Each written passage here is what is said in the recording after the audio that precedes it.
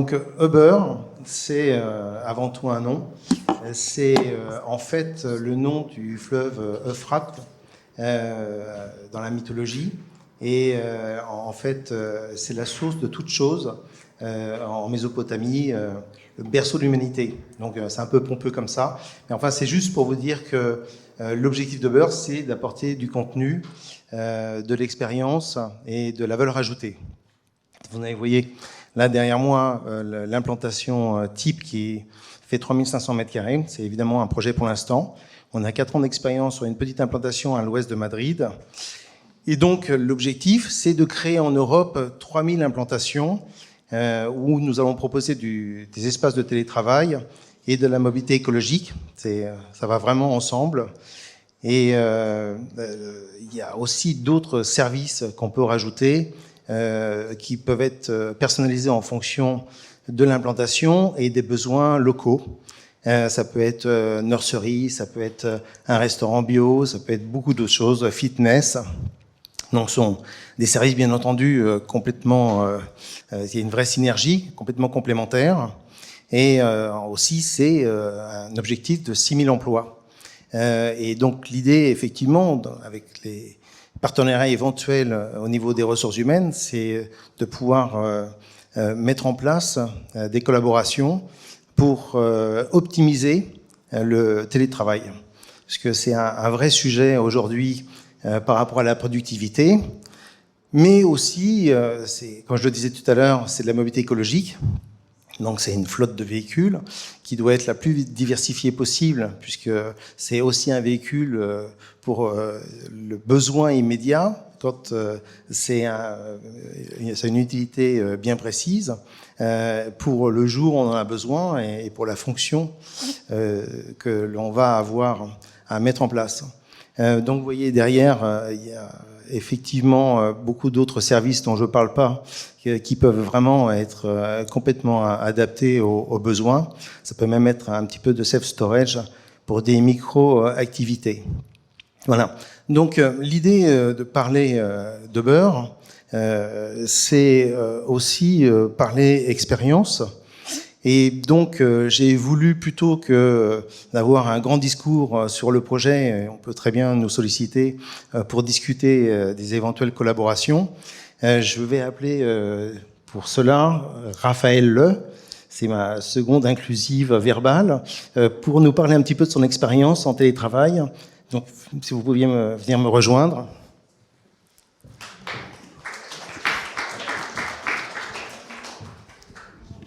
Bonjour. Donc, je vais vous laisser vous présenter. Vous avez 30 secondes, je ne vous mets pas la pression.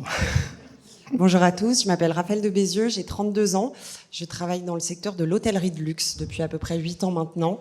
Et je me suis lancée en freelance il y a quelques mois pour aider justement sur des missions ponctuelles les hôtels à développer leur stratégie de communication et de marketing. Parfait. Super. Alors oui, effectivement, vous êtes encore plus efficace que je ne le suis de mon côté.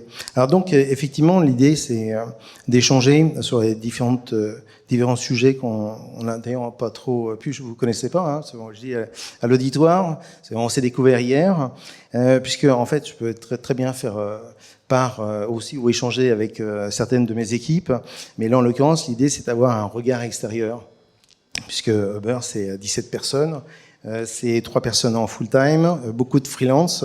Donc le télétravail avec des freelance, c'est un petit peu une histoire un peu particulière, et c'est un vrai sujet de maîtrise de la productivité, du bien-être en entreprise.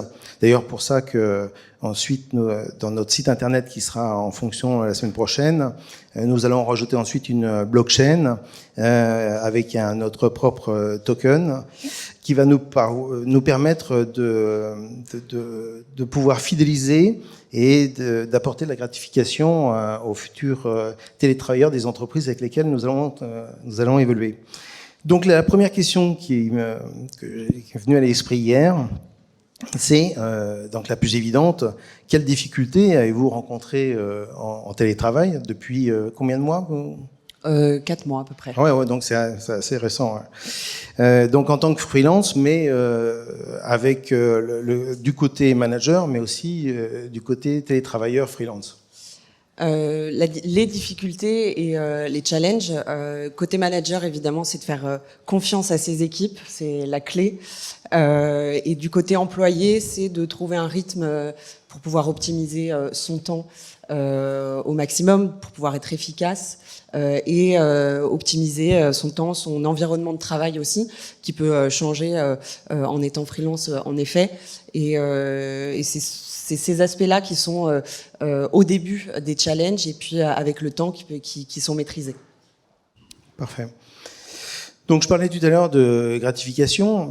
Encore une fois, je pense que pour tout le monde, l'objectif c'est d'être le plus efficace. Et il y a donc la part de gratification par rapport à l'éventuel token qu'on peut distribuer. De votre point de vue, quel est l'élément qui vous a le plus motivé à intervenir dans vos missions ? En tant que freelance ? Alors, choisissez la version, soit manager, soit indépendant, freelance, télétravailleur. Indépendant freelance, je pense que c'est une certaine liberté, justement, de pouvoir gérer son temps comme on le souhaite. Et encore une fois son environnement de travail. Donc je pense qu'il y a un aspect liberté et aussi confiance dans les autres, dans son équipe en tant que manager qui m'a motivé à être freelance. Donc d'un côté, il y a la gestion de votre temps. Ouais. C'est la fameuse liberté. Principalement, oui. Et puis le fait de gérer vos équipes avec le succès qui a abouti.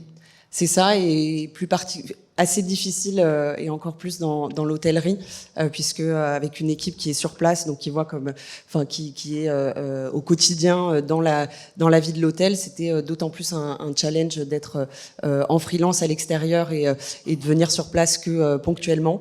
Donc oui, sur cette partie-là en management, c'était challengeant, mais un succès finalement.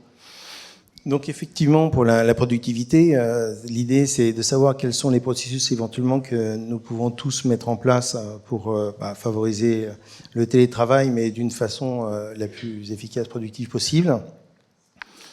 Quelles sont les problématiques que vous avez rencontrées en tant que manager dans le cadre des missions que vous aviez avec vos équipes ?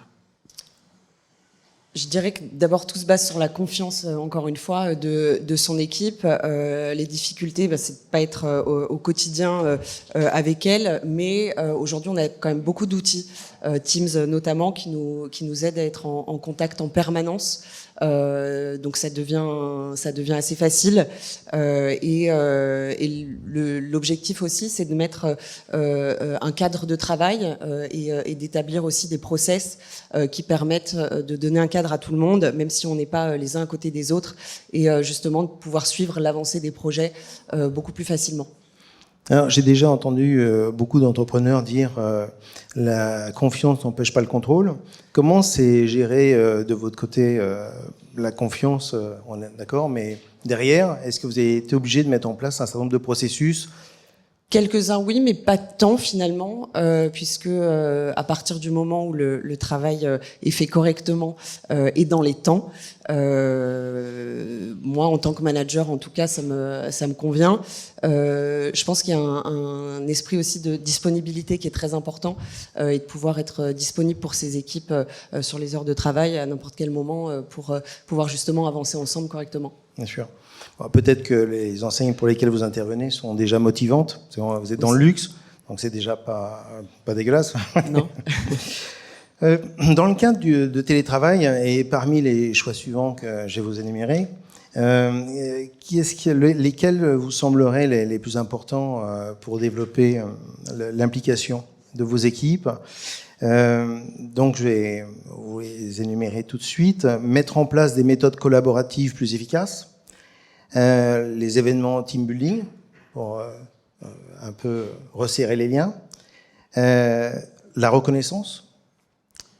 La reconnaissance, c'est donc du coup les médailles, on va dire, ça rapporte pas, mais c'est l'engagement. La récompense, changer l'environnement de travail ponctuellement, en version workstation. Enfin, il y a les modes qui viennent de l'étranger où on se dit peut-être travailler à l'étranger dans un cadre un peu plus agréable, c'est motivant. Ou la flexibilité. La flexibilité, pour vous, on l'a compris, c'est un élément important. Tout évidemment, mais si je devais choisir un ordre, d'abord la mise en place de méthodes collaboratives, parce que justement, comme je le disais, ça donne un cadre et c'est vraiment important pour toute l'équipe d'avoir un cadre structuré, notamment pour le télétravail. La reconnaissance et la récompense qu'on pourrait lier également, en tout cas en tant que manager, c'est relativement important pour motiver ses équipes. La flexibilité aussi, pouvoir s'adapter aussi assez facilement, et les événements de team building, en effet, comme vous le disiez, donc pour la cohésion d'équipe, parce que le télétravail n'est pas forcément facile non plus pour tout le monde, et de pouvoir se retrouver et justement échanger, ce qui est un peu la limite aussi finalement du télétravail, échanger d'environnement également de manière ponctuelle. Super. Bon, je vous remercie beaucoup. Je vois qu'on a brûlé plusieurs chronomètres. Donc, je laisse la parole. Merci pour votre intervention.